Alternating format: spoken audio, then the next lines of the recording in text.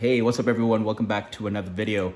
It's me with my buddy Jax over here, my son, just hanging out. It's minus 27, feels like minus 40 right now with the wind, and it is frigidly cold, staying indoors for the most part. Hope you guys are doing the same thing and staying warm. Thank you for checking out this new video. It's on home automation and smart home. More specifically, I'm going to be talking about this device right behind me, the Echo Show 15. So as always, guys, please like, please subscribe, and let's dive right in. We're looking at the Echo Show 15 here. For those of you who are not too familiar with smart home devices, the Echo and Google are probably your biggest bets right now, right? However, the Google Homes I did use for quite a while, but about 2 years ago I switched over to Alexa, and I think one of the main reasons for that is while Google is extremely amazing from a search features functionality and just the information is better, I find that Amazon actually has a much better type of integration to a lot more devices and a lot more flexibility in using various different products, right? So when it comes to smart home, I mean. So all in all, I'm happy with the Alexa lineup, but I do have a couple Google devices as well. But in terms of the Alexa, there was a 5-inch Echo Show, so this much smaller version of this, mounted over here for about 2 years. I moved that to my office now. And then I have 2 more Echo Shows in my master bedroom and in the basement. So regardless of where we are in the house, we should be able to get Alexa to turn on lights or asking weather information or tell us a joke or whatever it may be, right? So let's dive right in here and I'll explain a little bit more about this particular display. All right, guys, so here's the layout. And first of all, this is the full display. So right off the bat, I'm going to talk to you about a couple limitations and so, rather stuff that I don't personally like about it, right? So as you could see, Amazon tries to be kind of fancy here with the photo frame feature, which has a nice touch to it. Don't get me wrong. It's kind of cool when it's on full screen photo mode, like I'll show you right now. Hey, Alexa, switch to photo frame. Sure. I've started photo frame for you. And I've also selected the sexy Australian voice. There's about a few different voices you could select and a few different code words as well. So if you don't want to use the Alexa code word, you could always use things like Echo, computer, and a few others. All right, so there you go, guys. So as I'll dive into it in a little bit, you could use this as kind of like a central hub and kind of like a dashboard for everything that's going on within your household, right? The kids should be using it. The adults should be using it, but that's on a day-to-day basis. If you have guests over, if you have people over and you want to make it just more like an ambient kind of backdrop with some photos circulating, then it makes a really pretty display as well, right? So as you could see, what Alexa's trying to do is make it into a photo frame. It works with a certain type of picture and resolution, I guess. However, it doesn't work with everything else. So in my personal opinion, remove the white part, give us more screen real estate, and I think the black bezel will still make it look really nice. Alexa, home. So you saw it in photo frame mode. When it's not in photo frame mode, I still set it up in a way where the photos will circulate here, and there's a lot of flexibility, guys, in terms of where these photos are coming from, what the source is. It could be tied to a Facebook album, it could be tied to favorites, photos, Amazon photos, etc. So lots of flexibility there. I've actually selected a certain number of photos, about 50 or 60 or so, that were in my camera roll, and it just kind of cycles through those. So also in terms of the amount of data you see here, so when I say data, I'm actually talking about the information that Amazon could feed you, so like news updates, highlights, sports scores, things like that. That's all actually controllable. So if you go into settings like this, so I just scroll down, went into settings, and then if you just click on home content, right, there's a whole bunch of different settings you could play with here. So as you could see, daily insights, final scores, news, you could just toggle them on and off, and then that'll cycle through with your photos as well. In my case, I prefer to keep the photos there and keep the news stuff extremely light. You could customize it in a way that kind of makes sense to you. So you'll see here, and I could even just cycle left and right with my finger as well, and you'll see now something's gonna pop up. There you go, right? So that's one of the news headlines for the day, and here's the weather. I could at any point click on any one of those things to go into full screen, right? So here's the weather display telling me the week, the month, and anything I need to know about the weather. And obviously this is a smart device, guys.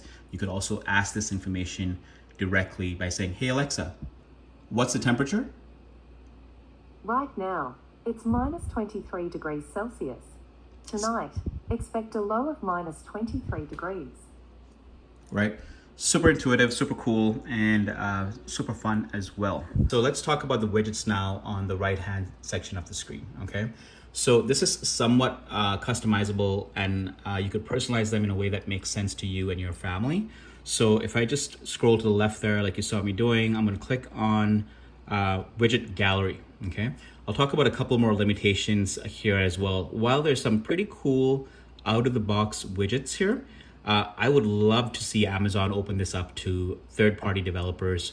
I think from an integration and creativity perspective, there could be so much more here, right? So right now you're only limited to those widgets that you just saw.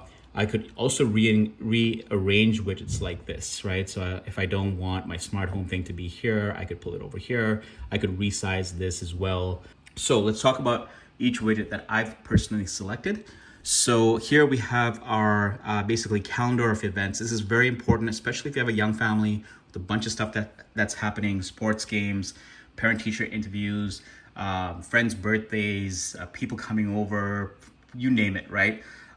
It's really important to kind of track that on your calendar. And that's exactly what we do here. As you could see, my little one has a dance class today from 3 to 4. Gives my wife and I, if we forgot for whatever reason, gives us this kind of central point in the house to take a look at that and saying, oh, who's driving, who's picking up, and coordinating it that way, right? Then we have friends coming over later. Here's the kids putting Cristiano Ronaldo and Neymar's birthday in. Actually happens to be one day before my little one's birthday. So all in all, really cool. If I click again anywhere into this, I'll be able to expand. I could also go ahead and edit right off the bat. I could make it a repeatable calendar event. I could switch to dates here. I could also, again, use my voice. The idea here is to use your voice whenever you can. You don't necessarily need to use a touchscreen, right? But it's there as a backup as well.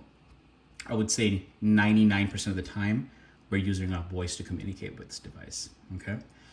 So that's the calendar part. The second part I want to touch is smart home and favorites. I have over 30 smart devices working here, right? From door locks to cameras to smart light switches and things like that. So I want to make it like specific to like maybe the top 5 that I use all the time, because the rest I could do from my phone or even my voice. So as you could see, kitchenette here, I could just press that and it'll turn on the kitchenette light. But instead, I'm going to use my voice. I'm going to show you how that works. Hey, Alexa, turn on kitchenette. Here's the kitchenette light. There you go. Hey, Alexa, turn off kitchenette.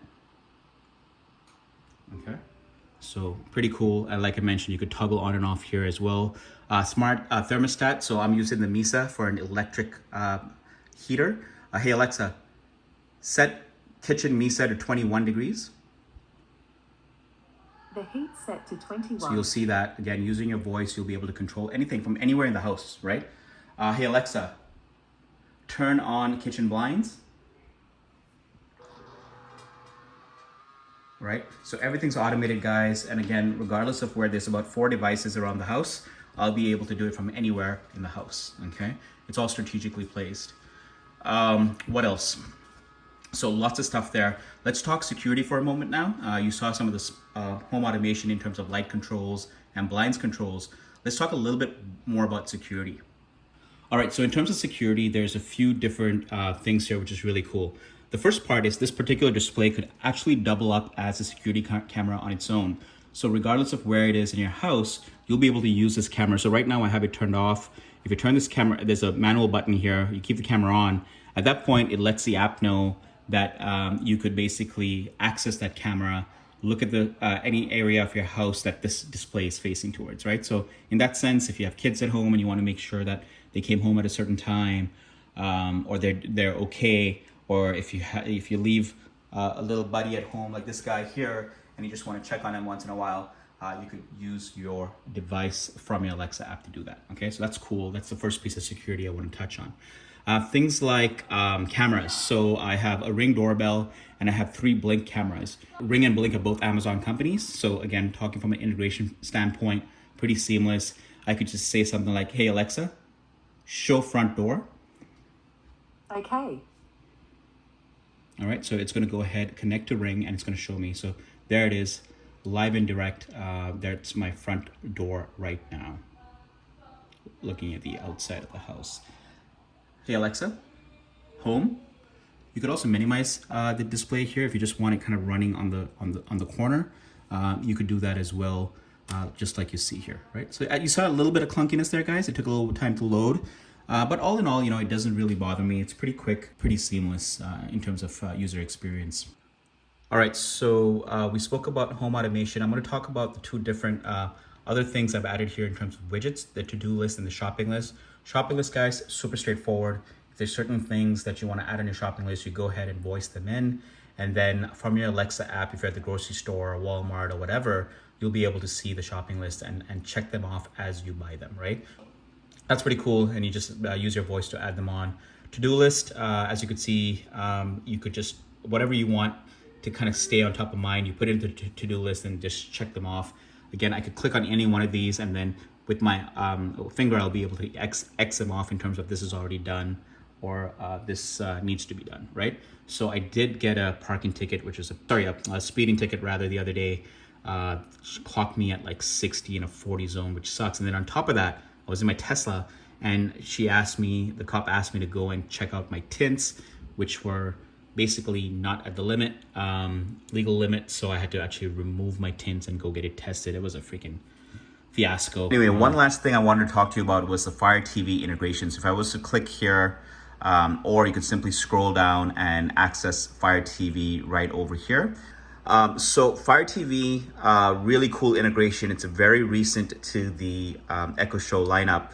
And this just enables you to use this as a display, as a TV, and stream your favorite kind of streaming services like Prime Video, obviously, Netflix. There's also YouTube built into this, right? So my primary intention is to use this as like a dashboard and really a display for the whole family for scheduling and things like that. I'm not planning on using this as a TV.